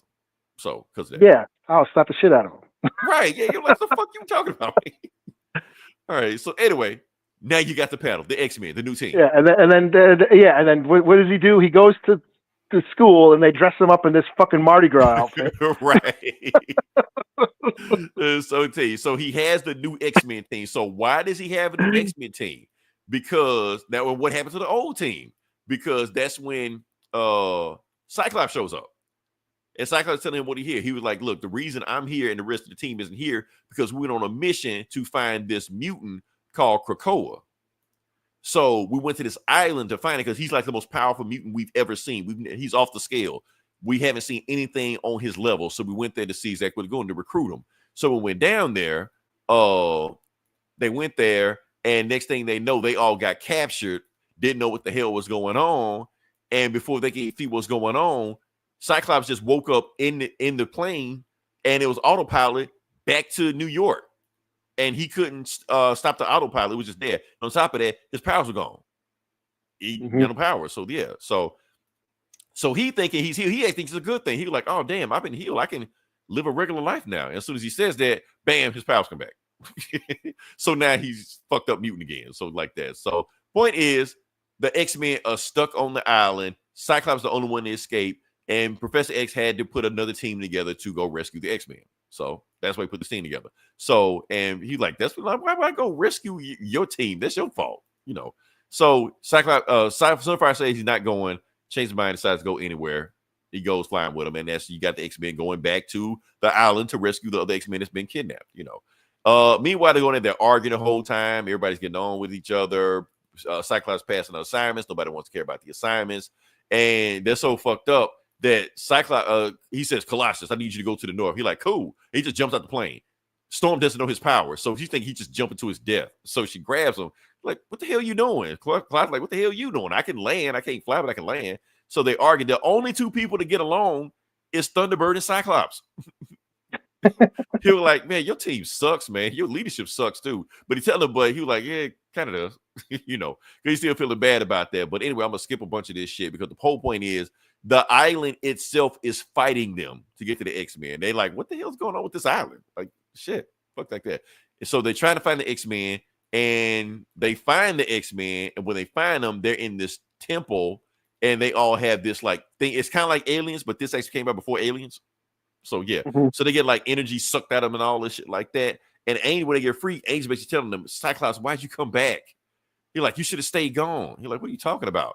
He let you free for a reason. He wanted you to bring back more mutants. That was the whole plan. He's like, he who? Krakoa. You're like, oh, you found Krakoa? No, you don't understand. Krakoa is not a guy. Krakoa is the whole fucking island.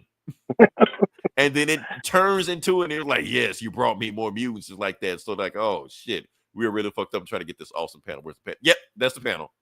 The island that walks, Krakoa, you know, shit like that. So the X-Men go out to work. So now you got the X-Men that were free, the old X-Men, new X-Men. They're like, fuck that, let's just go to work. And they just start blasting like that. Nothing works. Krakoa is way too powerful for all of them and shit like that. So Professor X is like doing mind shit, and he's like talking to the X-Men while they're doing it.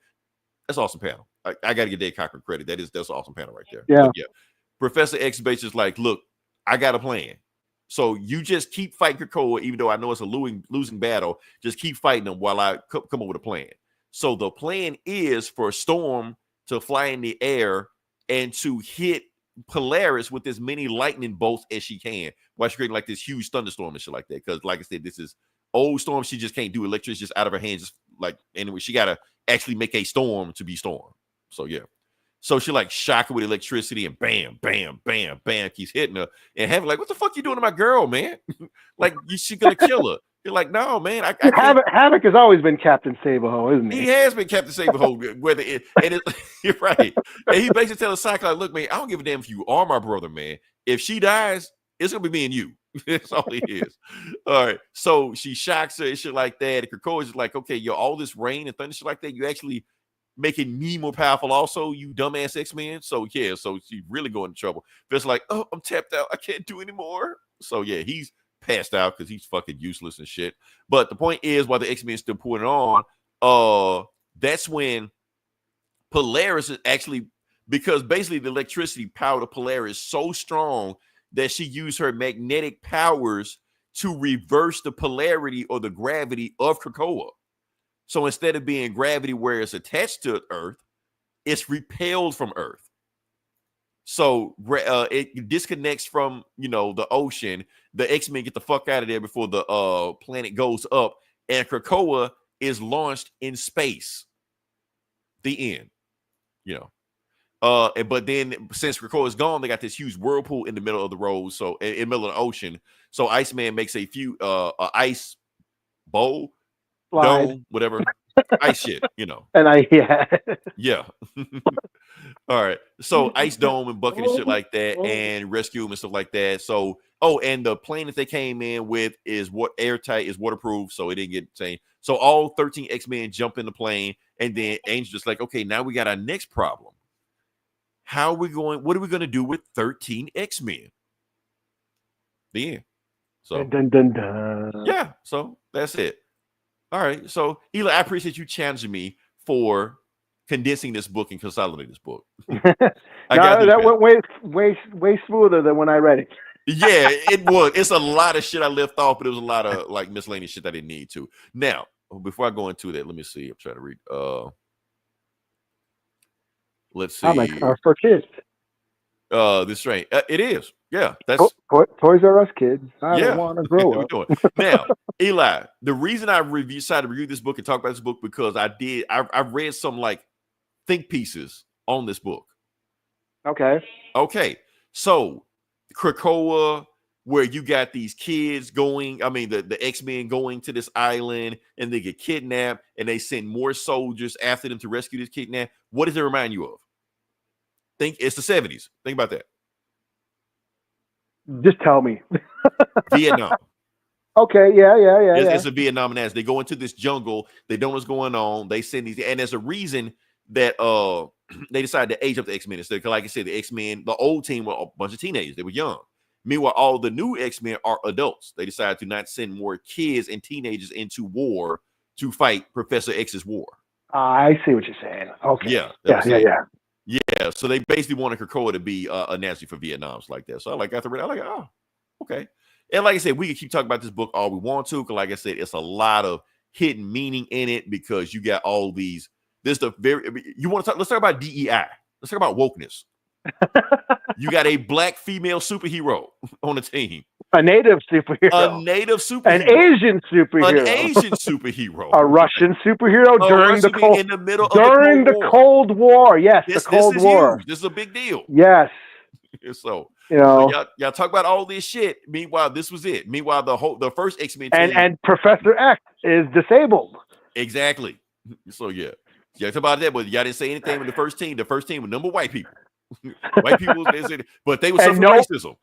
And no one gave a shit. They canceled that. No one really did give a shit. But everybody, X-Men were all white, and no one gave a shit. They canceled the book because no one was reading it, and then they redid it. 5 years later, Giant Size X-Men comes out, and the rest is fucking history. Right. This actually felt like an X-Men book. Like I said, because you hum the X-Men theme song. Eli, when I read that OG X-Men shit, I didn't get the X-Men theme song in my head. I was like, I'm just reading this shit. But when this shit pop up, when you see the cover, all you see is because we've seen this. Like, remember when I don't know if I've read this before, but when I started reading it the other day, I'm like, did we read this before? That's because this is all so ingrained. Like you said, this is all ingrained in X-Men lore. Yeah. Like, that's Nightcrawler's origin. That's what happened. That's like in the movies and shit. Like, they didn't really change a whole lot of this stuff. It's there. Yeah. It's in there.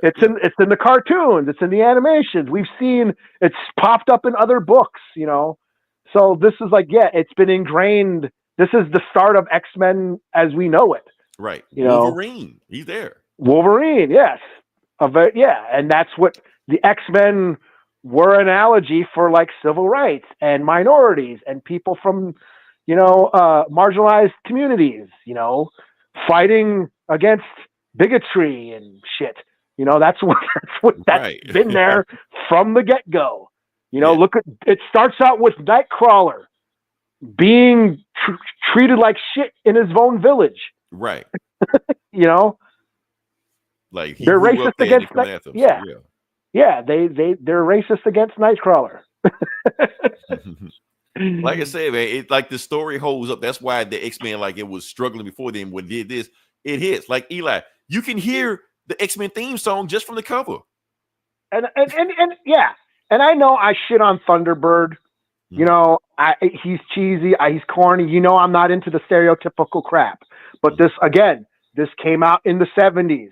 That's when the American Indian movement was going strong. That's when they started coming back and, getting Native issues out into the forefront, and just like we talked about Val Kilmer being in Thunderheart, that movie still deals with a lot of issues that indigenous communities deal with today. The environmentalism, the sovereignty, the breaking of treaty rights and taking land, and, it's that still happens today, and so for Thunderbird to be, he was a reflective of that. He was basically aping what the American Indian movement was saying when he's talking to Charles Xavier and being an asshole, right?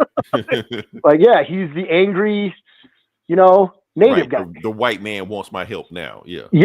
And he's got that line, after all what you did to my people, why should I help you? That's right. It's just of the time. He's a bit of an asshole. Like, dude, you got all these powers. Why don't you fucking help the fucking res? Like, right. Instead of chasing bison and what the hell?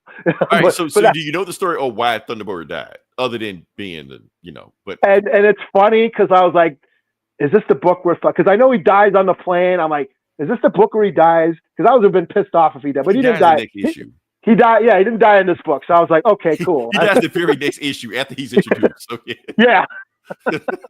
So the point is, because they were like, okay, we got a tough guy like Thunderbird. but we also got a tough guy like Wolverine. With Wolverine. So we don't need 2 tough guys.